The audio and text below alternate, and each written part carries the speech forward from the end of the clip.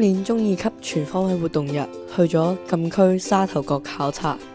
沙頭角位於香港新界北區，與內地深圳市鹽田區接壤，於1951年被列為邊境禁區。隨着該區逐步開放，沙頭角現今搖身一變，成為本地一日遊嘅好去處。申請禁區證後就可以前去探索一番。嗰日我哋都睇咗好多沙頭角特色嘅景點，例如中英街花園。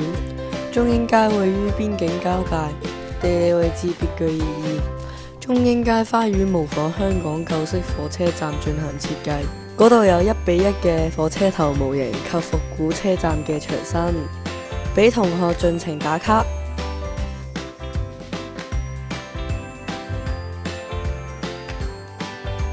仲有沙頭角之角，喺呢度你可以盡覽沙頭角海灣的天然海岸線，而呢度就係沙頭角嘅舊消防局，都係沙頭角特別地標之一。